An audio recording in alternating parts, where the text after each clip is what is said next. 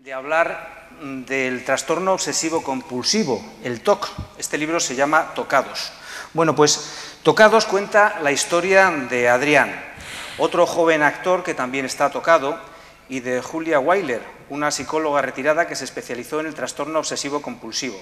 Ambos se cruzan en sus caminos, ambos tienen la llave para salir de sus respectivos laberintos. Pero Adrián es Damián. Por eso es por lo que yo suelo decir que él ha desnudado su alma, nos ha desnudado su corazón y ha hecho algo que a mí me parece muy meritorio, y es utilizar su púlpito, el escenario, los lugares donde él está tratando de ejercer su oficio, para explicar que del TOC también se sale. Damián, buenas tardes. Buenas tardes. Querría agradecer a FEAFES que me hayáis invitado a estar aquí hoy. Para mí es todo un privilegio poder compartir mi mensaje con vosotros, pero antes, José Manuel, me gustaría que te presentaras tú, cómo es que has venido desde Vitoria y que nos contaras un poco también quién eres y...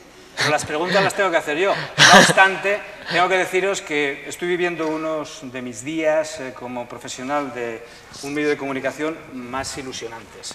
Y es que después de una brega de 11 años de presentar un proyecto que se llamaba y se va a llamar Mi Gramo de Locura, por fin Mi Gramo de Locura va a ser realidad a partir de este jueves en la frecuencia de Radio Nacional de España, Radio 5, Todo Noticias. Va a ser de momento solamente un quesito, un microespacio, lo llamamos quesitos, en la radio de 4 minutos.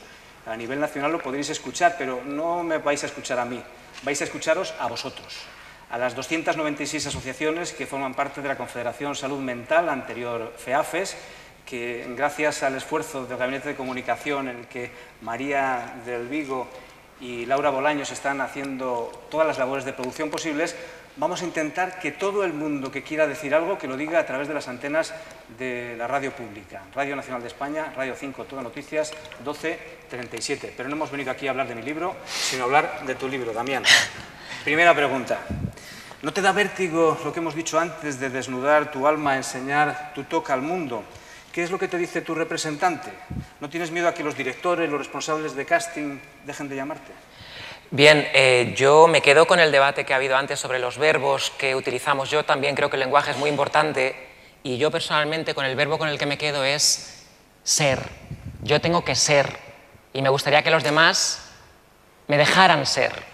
Entonces, hubo un momento en el que cuando yo decidí compartir mi historia y me planteé que a lo mejor creaba algún impacto negativo en mi carrera, por ejemplo, digamos que sopesé el impacto positivo que podía tener en los demás y en bueno, pues el compartir mi historia, y pensé, bueno, si por compartir mi historia, si por decir que padezco trastorno obsesivo compulsivo no me llaman más directores de casting, así sea. Y bueno, tengo la suerte de tener un agente que me comprende y que respeta mi criterio. Y por supuesto vértigo, por supuesto que tuve, sentí mucho y todavía lo sigo sintiendo, pero este es el que soy y no me avergüenzo. O sea que...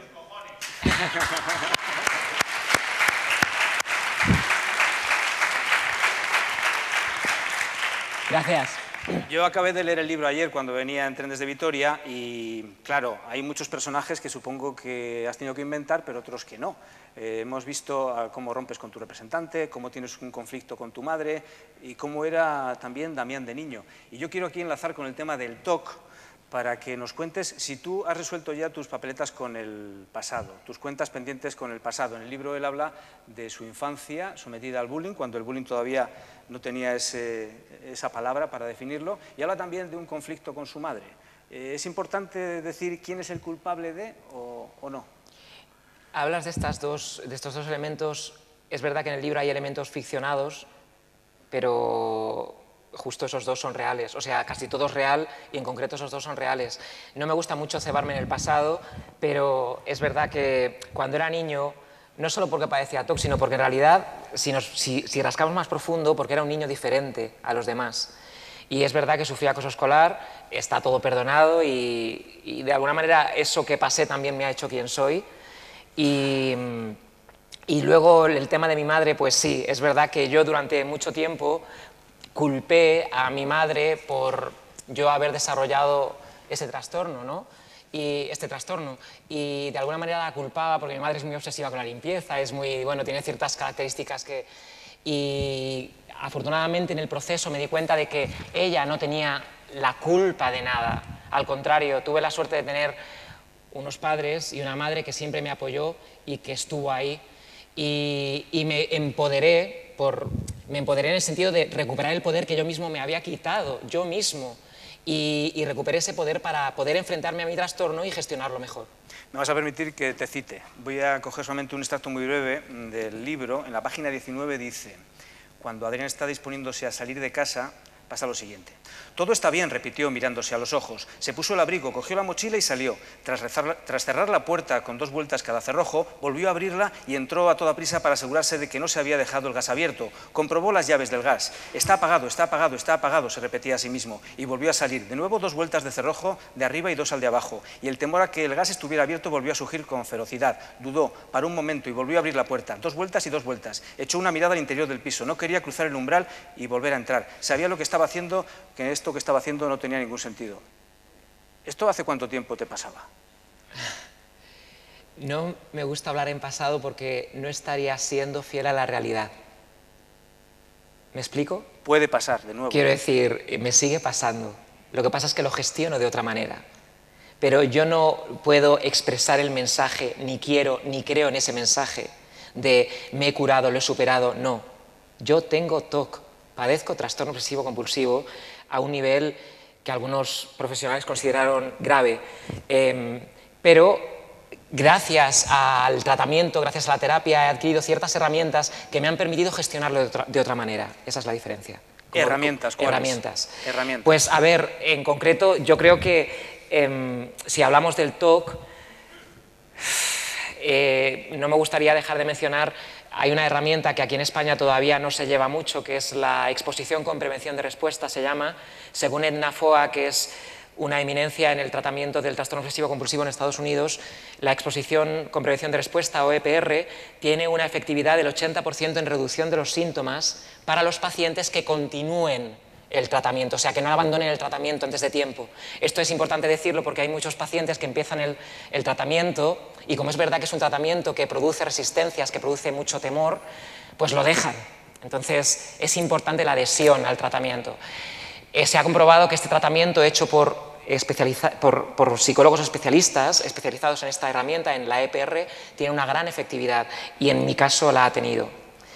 Pero no solo eso, yo creo que en realidad hay que tratar a la persona. No podemos separar cuerpo, mente y tratar solamente la mente, hay que tratar a la persona. Y para mí una herramienta muy importante ha sido también la meditación, que no medicación, que no estoy en contra de la medicación y también he pasado por muchos fármacos, pero insistiría en la meditación porque nunca se habla de meditar, nunca se habla de la meditación y es importante conectar con quién eres, conectar con lo que sientes y no huir de lo que sientes. Y muy a menudo la medicación lo que pretende con ese afán de ayudarnos, pero lo que hace es anularnos, anular lo que sentimos.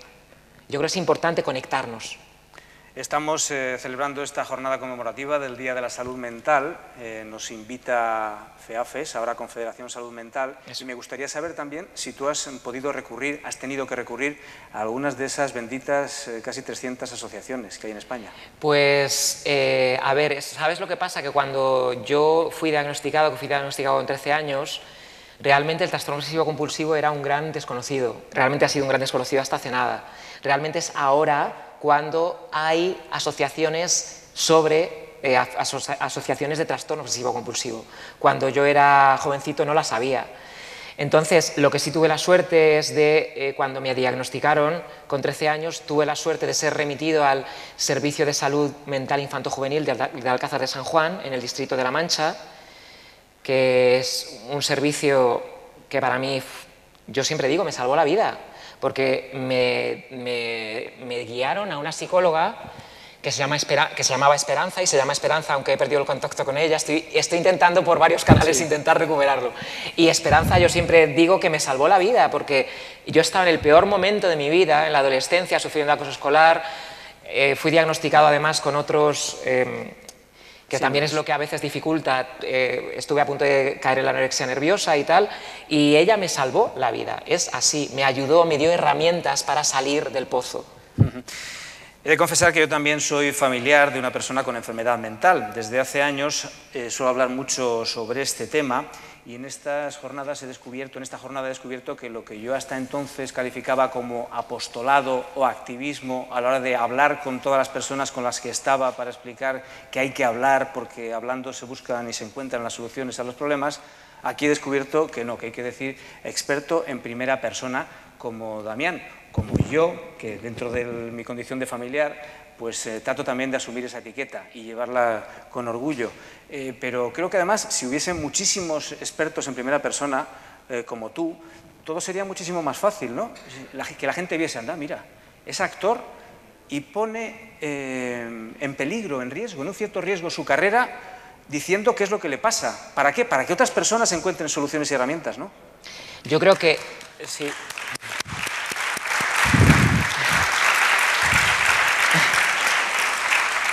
Yo creo que, como decía Laura, las cosas están cambiando y siempre hay que dirigirnos al cambio.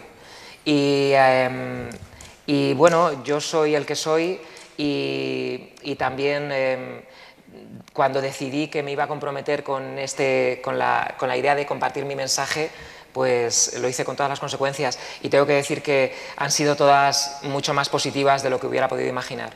El hecho de recibir mensajes de pacientes que están siendo tratados o que no están siendo tratados, que se han leído mi libro y me escriben y me dicen muchísimas gracias porque tu testimonio es una luz para mí, pues esto significa todo para mí. Sí, porque Damián y Adrián tienen un blog.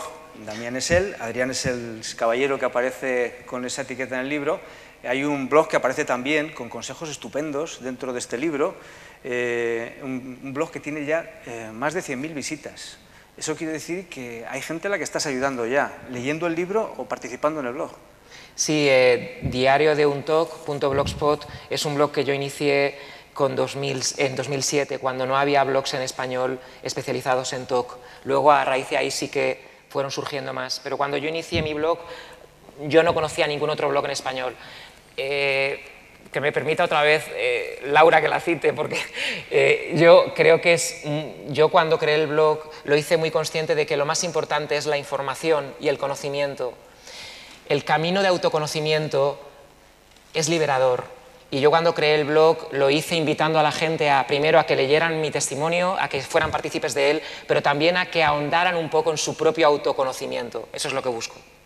¿Y crees que tendría que salir del armario más gente o entra eso dentro de la esfera de la libertad personal que obviamente uno no puede pasar por encima de ella, ¿no? Mira, yo creo, esta pregunta me la hacen mucho, yo creo que para mí ha sido positivo el hecho de subirme a un escenario a dar una charla como hice el año pasado, a dar una charla en la que yo compartía delante de 700 personas, padezco trastorno obsesivo compulsivo y tal. Y creo que ha sido positivo para la gente y ha sido positivo para mí, pero yo no puedo decidir por la gente, cada uno tiene que tomar esa decisión. Lo que sí le digo a los pacientes es que tienen que encontrar la manera de vivir su malestar psíquico de una forma, digamos, de la forma más útil posible. Elijas o no elijas salir del armario, elijas o no elijas confesarlo, elijas o no elijas compartirlo con los demás. Vívelo de forma útil para ti. Utilízalo no como un obstáculo, sino como un escalón. Y yo creo que existe la manera de poder hacerlo y cada uno puede hacerlo. Usarlo no como un obstáculo, sino como un escalón. Eso es lo que yo intento. ¿Qué años tiene Damián?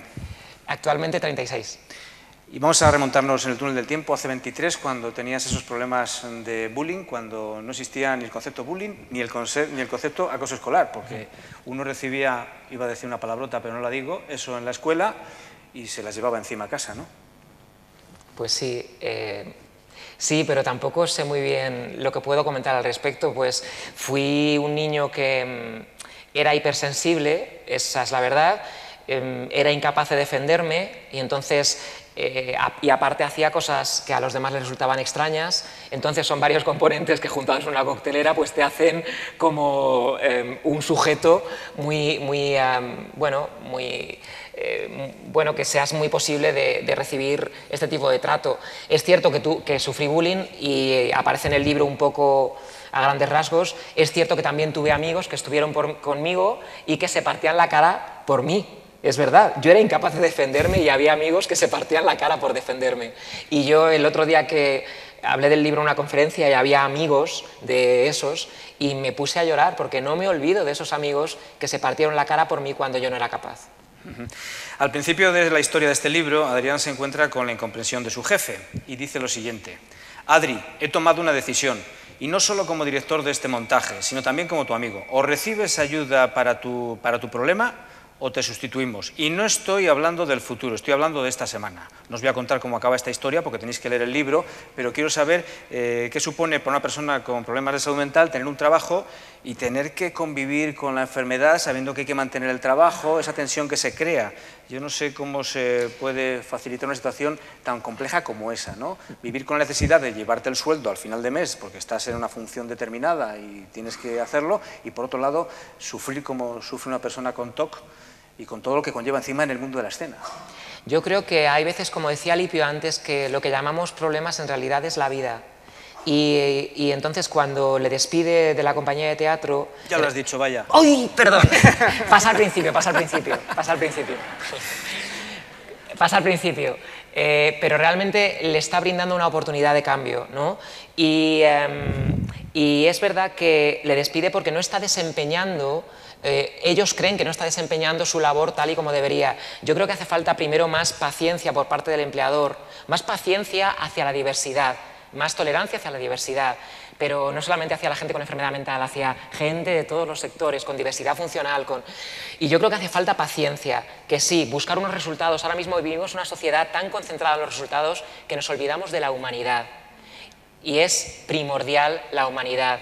El simple hecho de saber que estás empleando a una persona y que le estás dando un trabajo y que te está dando los resultados, aunque no, a lo mejor, ya te digo, buscamos como el 100%, a lo mejor te están dando el 98% y ya lo quieres largar, ¿no? Entonces, yo creo que darle importancia al hecho de que estás empleando a gente diversa y que estás haciendo que la sociedad sea diversa. Y por otro lado, me estabas diciendo, ¿por qué es importante para una persona el trabajo? Es que es radical. Yo creo, dice Viktor Frankl, el autor del Hombre en busca de sentido, que cuán importante es que una persona encuentre un sentido a su vida. Y es que el trabajo muchas veces da sentido a nuestra existencia. Es así. Entonces necesitamos trabajar, necesitamos entregarnos a un propósito.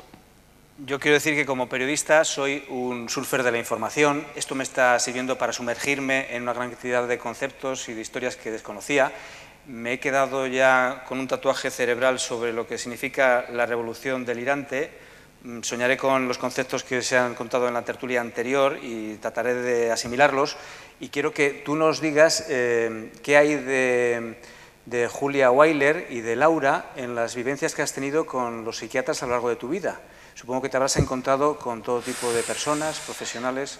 ¿Con qué te quedas? Yo no sé si después de haber escuchado lo que has escuchado antes, que obviamente tú sí que eres un experto y lo conocías ese debate tan interesante que se mueve en el mundo de la psiquiatría, ¿qué es lo que te queda? A ver, Julia Weiler existe, pero es la suma de muchas personas con muchas habilidades que me han tratado a mí, ¿vale? Es una persona completa, con sus imperfecciones. También tiene imperfecciones porque nadie somos perfectos. Y si buscamos al terapeuta perfecto, estamos equivocados porque no existe, igual que no existe el ser humano perfecto. Pero es verdad que en mi experiencia, pues mira, puedo contar que en mi experiencia en la salud pública, a ver cómo lo cuento, pues mira, yo cuando necesité medicación, cuando ya estaba a punto de, cuando yo sentí miedo a llegar a tirarme por una ventana, por el nivel de sufrimiento que padecía, y fui a la salud pública a decirles, necesito tomar algo que me ayude porque mis propias herramientas no me llegan. Entonces recuerdo que la psiquiatra me dejó hablar. Esto es raro, porque me escuchó, que eso es muy raro, insisto, porque la psiquiatría no, a día de hoy no suele escuchar. Y me escuchó, primero raro, y segundo raro fue sincera y humilde. Y me dijo, mira, tú sabes mucho más del TOC que yo. Y digo, ajá. Y entonces me recetó, dice, ¿es verdad? ¿Te soy sincera? Es verdad que yo he leído todo lo que he podido acerca del tema, yo de otros temas no sé nada. Soy un completo ignorante, pero del TOC, pues quizá mi motor de autoconocimiento, de querer saber más, me ha hecho leer todo lo posible, conocer a gente. Y ella me dijo, tú sabes, es evidente que tú sabes más. Y me recetó un medicamento, que no voy a decir, y por otro lado tenía a la psicóloga. Entonces, una habitación separada a la psiquiatra, una habitación separada a la psicóloga. El medicamento me dejó hecho cao durante 2 meses. Y yo le decía a la psicóloga, o sea, era como, había un criterio tan diferente entre la psiquiatra y la psicóloga que yo decía, ¿tiene esto algún sentido? Que en un propio sistema y en el mismo edificio me estén tratando 2 personas y casi me digan cosas contradictorias. Entonces, yo creo que hace falta un profesional de la salud integral, que trata al ser humano de forma integral, de forma mental, que también se acerque al cuerpo físico y al cuerpo emocional. Y eso es lo que he intentado hacer con Julia Weiler, crear una profesional de la salud que además tiene un componente personal muy importante, que no voy a desvelar, que por eso a ella le interesa y le toca tanto el trastorno obsesivo-compulsivo, pero es una profesional que más allá de ser más o menos perfecta, que no es perfecta, pero es completa, es integral. Y yo creo que lo que deberíamos buscar es una atención integral. Has hablado de tus ideas de tirarte por una ventana. Yo soy periodista y en el ámbito de mi profesión hay una norma no escrita que nos impide, iba a decir lógicamente, no lo sé, pero yo siempre la he obedecido, lo cual quiere decir que en cierto modo creo en ella porque soy un periodista un poco rebelde. Pero en esa norma no escrita se dice que no hay que hablar de los suicidios para evitar el efecto de llamada. Y yo quiero preguntarte a ti cuáles son tus impresiones sobre hablar de cosas que se hablan en este libro también.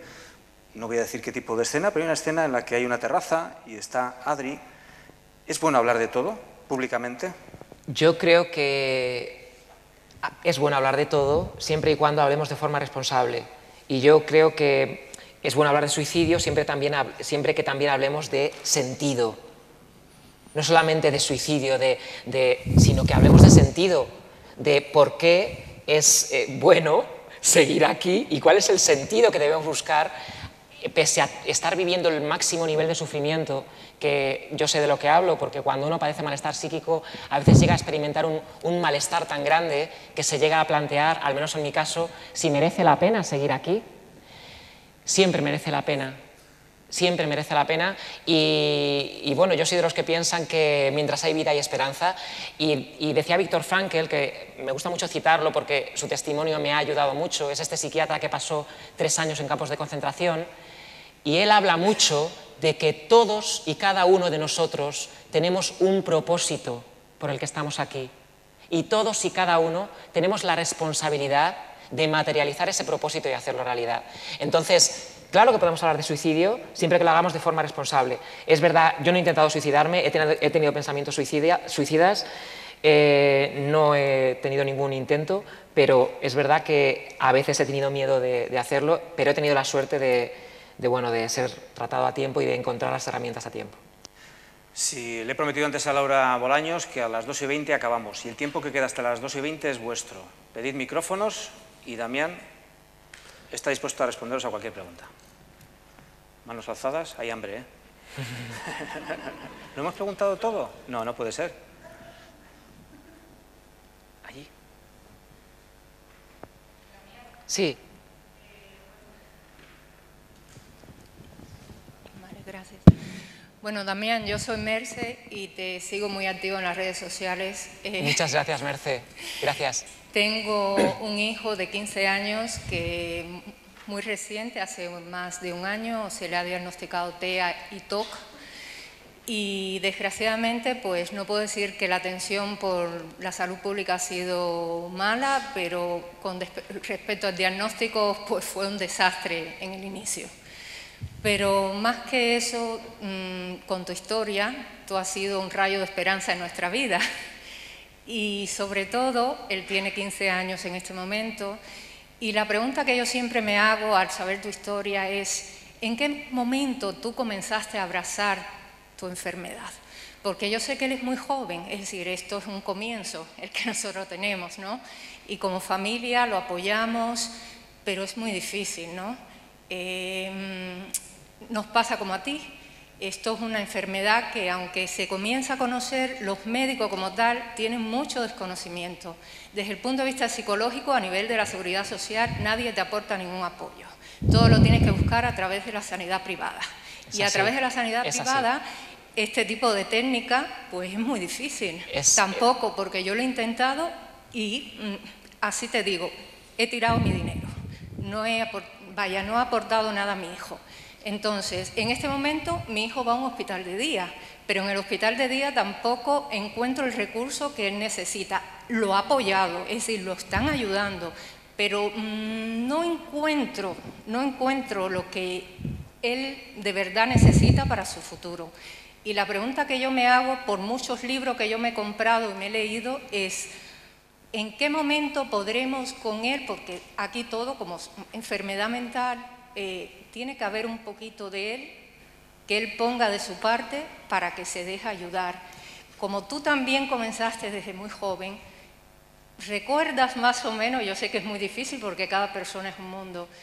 ¿En qué momento tú te empezaste a dar cuenta que tú te podías dejar ayudar?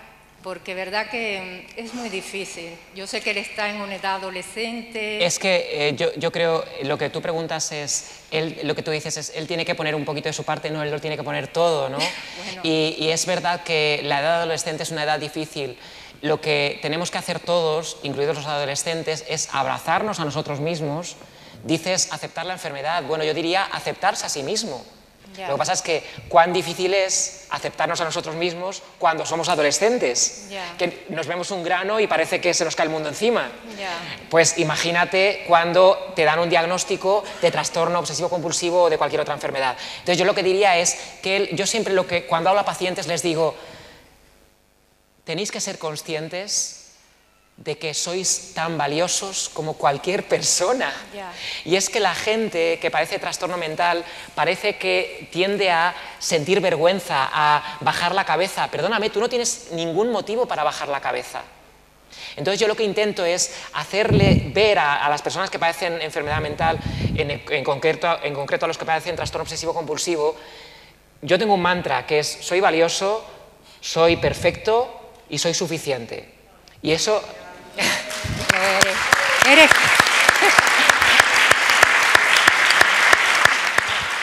Y yo eso, cuando no me lo creía, me lo repetía delante del espejo una y mil veces. Soy valioso, soy perfecto y soy suficiente. Y yo es lo que intento comunicar a la gente, porque es desde ese lugar del que tú tienes poder para cambiarte, para cambiar la percepción. Yo creo que lo principal es cambiar la percepción, porque como decía, no sé qué autor decía, la percepción que tú tienes de la vida y de ti mismo proviene de la jaula en la que estabas metido. Yeah. Entonces tú tienes que cambiar la percepción, él tiene que cambiar la percepción. Me dices, ¿a qué edad me dejé ayudar?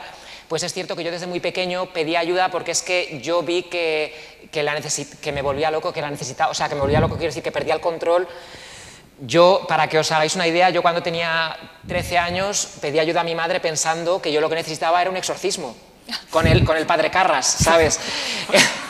Entonces, así por poner un poco de humor, porque tenía estos pensamientos intrusivos en fin, pero lo que quiero decir es que me fui dejando ayudar poco a poco, no fue algo de la noche a la mañana, pero sí que es cierto que es algo gradual. No hay una fórmula mágica, no hay una fórmula mágica y cada persona es un mundo y tiene su propio camino. Pero lo que yo sí digo es que la llave en el fondo está dentro de él. Hay veces que la gente me escribe y, perdón por alargarme, y las familias me escriben y tal, porque hay como un gran deseo de la familia de hacer más, de dar más, de hacer más por el paciente. En mi caso, he tenido la suerte de que mis padres, bueno, han estado ahí, simplemente, no han interferido. Y para mí ha sido positivo. Entonces yo creo que es importante que la familia esté ahí, pero deje al paciente que él tenga su proceso. Igual que cualquier otro hijo, que se equivoque, que tenga sus crisis, que... Esa es mi opinión. Vale. ¿Más Eres preguntas? grande. Gracias.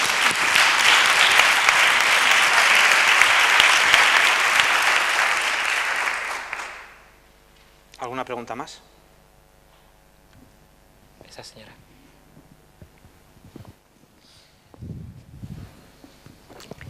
Gracias. Gracias a vosotros. La verdad que nos estáis apoyando bastante, pero sobre todo me has dado la respuesta, casi lo que iba a preguntar. El papel de la familia, que yo es lo que siempre me preocupo. Pero voy a preguntarte también otra cosa. Por ejemplo, la familia, cuando tú tuviste que ingresar en esas pequeñas crisis, creo que la familia es la que tiene que reaccionar. ¿Y cómo reaccionó? Pues a ver, a mí me escriben muchos pacientes y me dicen, es que mi familia no me entiende, por ejemplo. Es que es la frase que se repite, es que mi familia no me entiende, es que no entiende lo que me pasa. Y yo, desde mi propia experiencia, les digo, es que en mi opinión no le puedes pedir a tu familia que te entienda. ¿Cómo vas a esperar que tu familia te entienda si en mi caso yo he conseguido entenderme después de 20 años pasando por terapia, por ciertas herramientas? Ahora es cuando yo siento que más o menos me empiezo a entender. ¿Cómo voy a esperar que mi madre me entienda o que mi padre me entienda? Lo que yo sí puedo esperar, que afortunadamente he tenido, porque además es la obligación de los padres, es cuidar, y lo que yo sí puedo esperar es que mis padres estén ahí cuando les necesito y que sean un apoyo, ¿no? Entonces yo, en ese sentido, insisto, no han interferido, pero yo cuando tenía 13 años me llevaron a esta unidad, me diagnosticaron con TOC y yo tenía que ir todas las semanas a la psicóloga, ¿vale? Todas las semanas en coche, un camino de 1 hora, porque no era en mi población, yo soy de Socuellamos y esto era en Alcázar de San Juan. Y entonces mi madre o mi padre me llevaban, asumían que tenían que hacerlo y lo hicieron de buen grado. Para mí eso fue suficiente. Yo siempre pienso que la familia lo que tiene que hacer es aceptar y amar a ese hijo que tiene. ¿Habrá una forma de amor mayor que la de no llegar a comprender a tu hijo y aún así aceptarlo como es y amarlo? Última pregunta. Gracias, porque gracias. Laura me está mirando no sé desde dónde y queda poco para las 2:20. Muy breve ahora, ¿eh? Sí.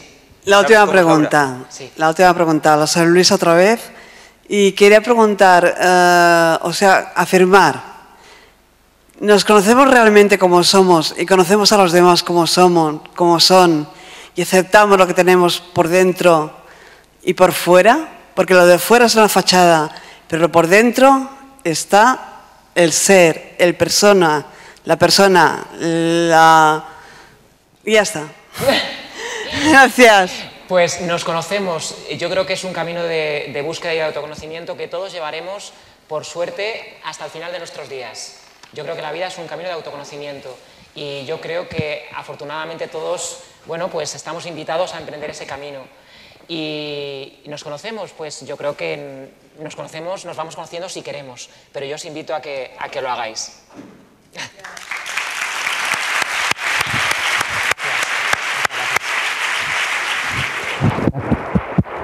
Gracias, tío. Muchas gracias a todos. Y yo quiero utilizar los últimos segundos de este altavoz, los quiero utilizar para mi asociación, para mis 2 asociaciones. Se llaman ASAFES en Vitoria y PROSAME en Burgos. Y yo estoy aquí gracias a ellos.